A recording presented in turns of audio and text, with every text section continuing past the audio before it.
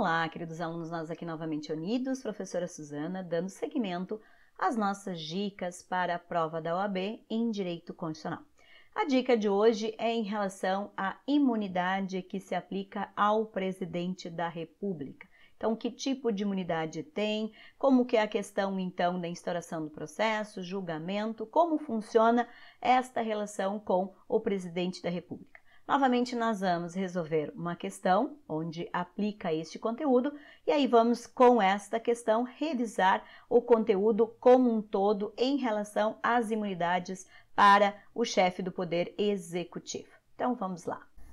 Vejamos, então, essa questão. Diz o seguinte: o presidente da República, após manter áspera discussão com um de seus primos, que teve por motivação assuntos relacionados à herança familiar, efetua um disparo de arma de fogo e mata o referido parente.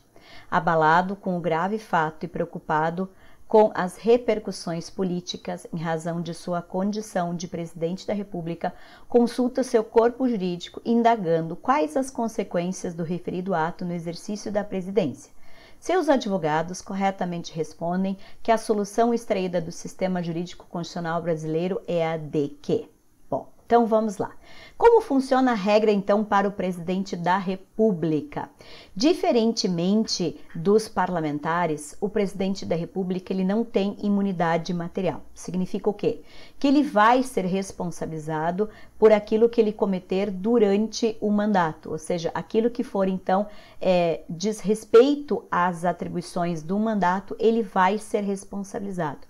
O famoso impeachment, o crime de responsabilidade.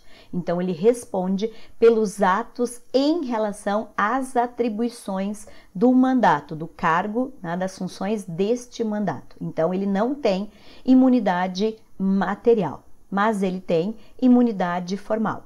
Porém, vejam, quando a Constituição diz que ele vai responder por aquilo que é atribuição do cargo do mandato, ele exclui as demais responsabilizações. Então, não é que o presidente da República não vá responder por outros atos, mas não enquanto ele estiver no exercício do mandato. Então, este caso aqui é um caso onde ele, então, cometeu um crime que não tem nada a ver com as atribuições do mandato dele como presidente da República.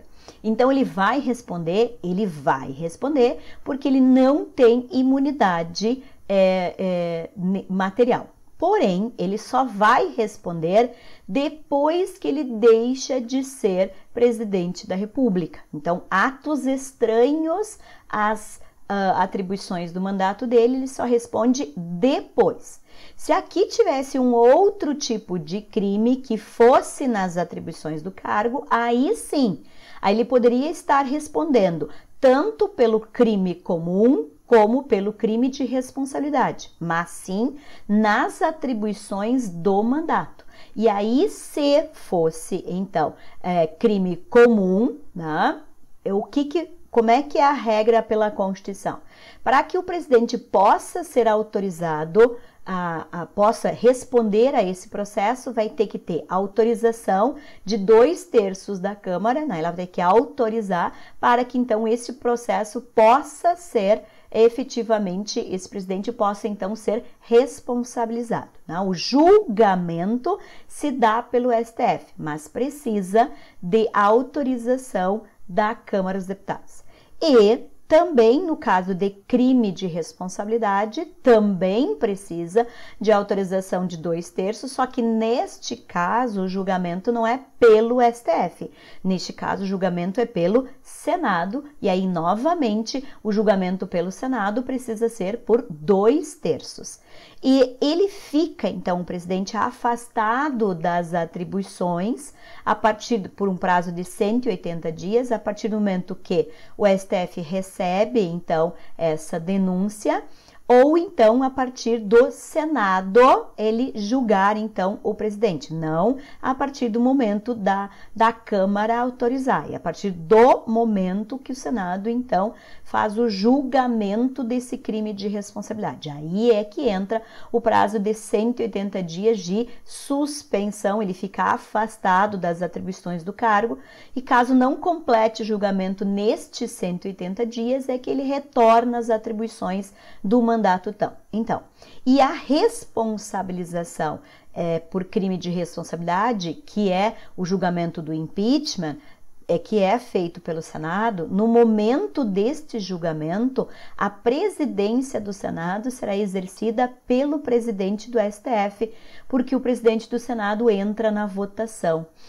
Então, nesse momento, presidido pelo STF. E a pena que o Senado, então, aplica ao presidente da República é a suspensão dos direitos políticos por um prazo de 8 anos. Esta é a pena do crime de responsabilidade. A pena do crime comum é o que está capitulado na legislação penal, ou seja, quanto tempo de detenção, reclusão, ou seja, o que estiver estabelecido na legislação penal, e este julgamento, então, é que será feito pelo STF, este crime comum, mas só se ele for nas atribuições do mandato. Se não for crime nas atribuições do mandato, só será instaurado esse processo após o término do mandato, que é o caso que a questão está colocando neste momento. Ela faz vários tipos diferentes de questões. Nesse momento, ela está utilizando um crime que não é nas atribuições do mandato. Então, por isso, vejam lá as alternativas. A. Será imediatamente suspenso de suas funções pelo prazo de 180 dias se recebida a denúncia pelo Supremo Tribunal Federal. Não é automaticamente, né? Então, precisa então ter esta autorização para que o processo possa ser julgado pelo STF. B. Será imediatamente suspensa de suas funções pelo prazo de até 180 dias, se recebida a denúncia pelo Senado Federal. Não é se recebida, é o julgamento lá no Senado. Será imediatamente suspensa de suas funções se a acusação for autorizada por 2/3 da Câmara dos Deputados e a denúncia recebida pelo Supremo Tribunal Federal. Não, vejam, primeiro que assim, toda essa questão aqui não está relacionada com as atribuições do mandato dele, por isso que ele não sequer vai ter essa suspensão, esse afastamento aqui, porque ele só responde depois. Então, todas estas, A, B e C, né, é só para enrolar nesse sentido, porque não está atrelada às atribuições do mandato. E a D, então, é a única que faz essa diferenciação. Será criminalmente processado somente após o término do mandato, tendo imunidade temporária à persecução penal. Ou seja, a imunidade dele é temporária porque ele não responde enquanto ele estiver no exercício do mandato por atos que sejam estranhos às atividades de presidente da República.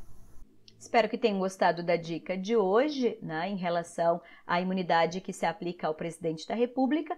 E só fazendo aqui já a aplicação do princípio da simetria, pode cair uma questão de prova fazendo essa mesma sistemática de interpretação para os governadores dos estados, e nós vamos ter a mesma regra. Só nós temos que ter o cuidado que no caso do governador, o crime comum será julgado pelo STJ, não pelo STF. O restante do regramento é igual, autorização 2/3 da Assembleia Legislativa, julgamento da Assembleia Legislativa, no momento do julgamento presidido pelo presidente do Tribunal de Justiça, ou seja, nas demais regras eu vou aplicar exatamente o critério do princípio da simetria para a imunidade do governador no Estado. Então, tanto é cobrado questão de prova na OAB em relação à imunidade do presidente da República, como em relação à imunidade do governador do estado.